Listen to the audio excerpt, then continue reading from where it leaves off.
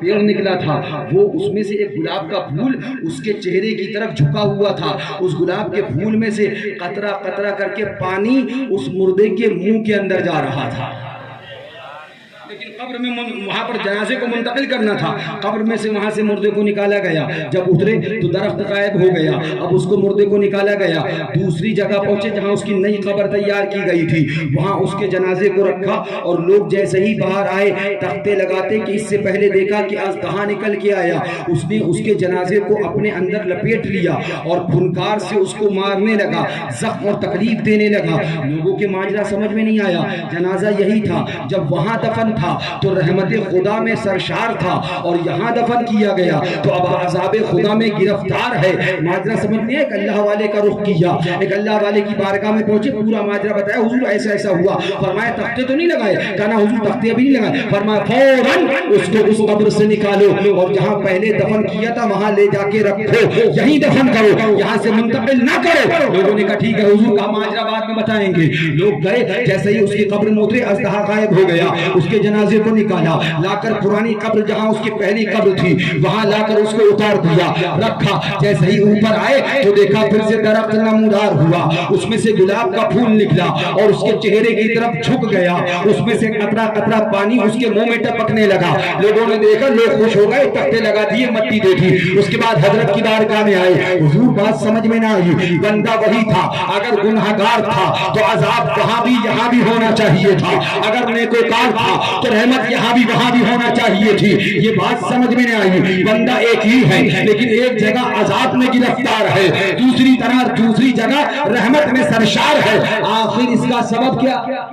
جی اس کا سبب کیا؟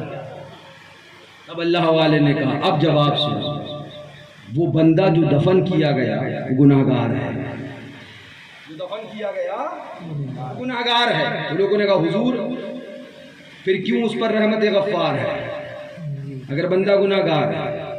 تو فرمایا بندہ گناہگار ہے اسی لیے جب تم اسے دوسری جگہ دفن کر کے آئے تو اسی گناہ کے سبب جو عذاب کا مستحق تھا وہی عذاب اس پر مسلط ہوا۔ ٹھیک ہے حضور، یہ بات تو سمجھ میں آ گئی، لیکن پھر وہ عذاب یہاں کیوں نہیں آیا؟ وہ عذاب یہاں کیوں نہیں آیا؟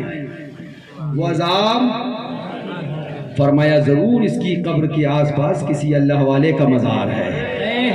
سبحان اللہ، سبحان اللہ، اس کی قبر کے آس پاس کسی اللہ والے کا مزار ہے، یہ کسی اللہ والے کا پڑوسی ہے، اس وجہ سے کہ اس کے برابر میں کوئی اللہ کا نیک بندہ ہے، اللہ تعالیٰ نے اس پر سے عذاب روک رکھا ہے اور اس نیک بندے کے سبب سے رحمت کا نزول ہے۔ پتہ چلا بندہ گناہگار ہو اور کسی اللہ والے کا پڑوسی بن جائے تو عذاب سے نجات مل جاتی ہے، رحمت کا حقدار ہو جاتا ہے۔ اس لیے ہم کہتے ہیں تمہارے علاقے میں اللہ والا آرام فرما رہا ہے، اس اللہ والے کے ذریعے سے نہ جانے کتنوں کو نجات ملے گی، نہ جانے کتنوں کو حفاظت ملے گی، نہ جانے کتنی تباہیوں سے بچایا جائے گا۔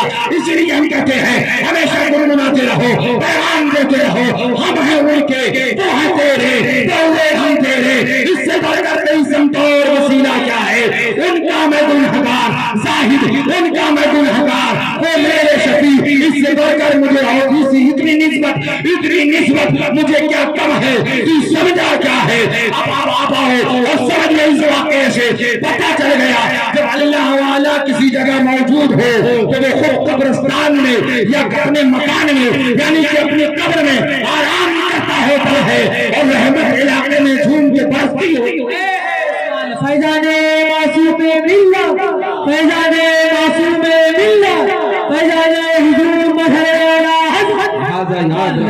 اللہ والوں سے محبت کرتے رہو، اللہ والوں سے پیار کرتے رہو، اللہ والوں کی بارگاہوں میں حاضریاں دیتے رہو۔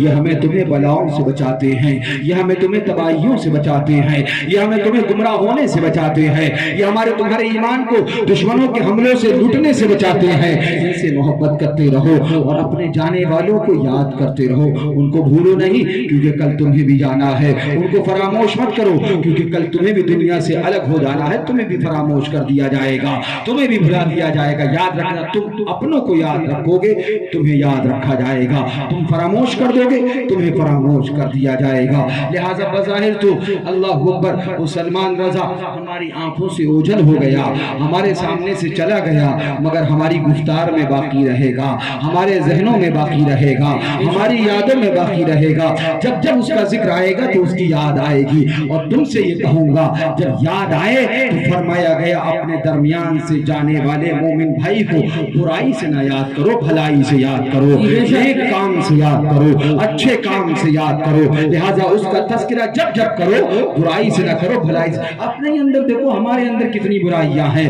तो फरमाया गया जब इंसान अपने अंदर बुराइयां तलाश करेगा तो जमाने में सबसे बुरा खुद वो नजर आएगा, सब लोग उसको अच्छे नजर आएंगे। लेकिन कम से कम हमारे दुनिया से जो ईमानी भाई और मोमिन भाई रुखसत हो गया, उसे हम बुराई से याद ना करें, भलाई से याद करें, अच्छाई से याद करें, नेक कामों से याद करें। लिहाजा याद रखो उसको जाने के बाद और अपने पटीदारों के भी जाने के बाद उन्हें फरामोश ना करो।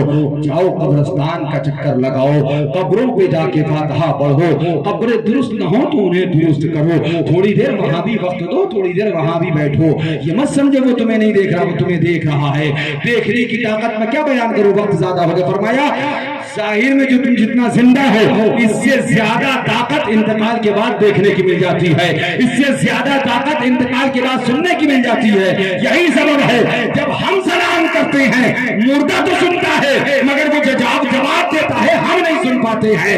उसमें सुनने की भी ताकत होती है, बोलने की भी ताकत होती है, वो हमें देखता भी है हमें सुनता भी है, मगर हम ना उसे सुन पाते हैं ना उसे देख पाते हैं, उसकी ताकत इतनी बढ़ जाती है। लिहाजा अपने अहबाब को फरामोश ना करो, अपने कब्रिस्तानों को भूलो ना, अपने कब्रिस्तानों में जाकर कब्रों पे फातिहा दिलाओ, फातिहा दो। नहीं पढ़ सकते कुछ तो दुरूद शरीफ तो याद है ना, दुरूद शरीफ पढ़ के अल्लाह पर फातिहा करो।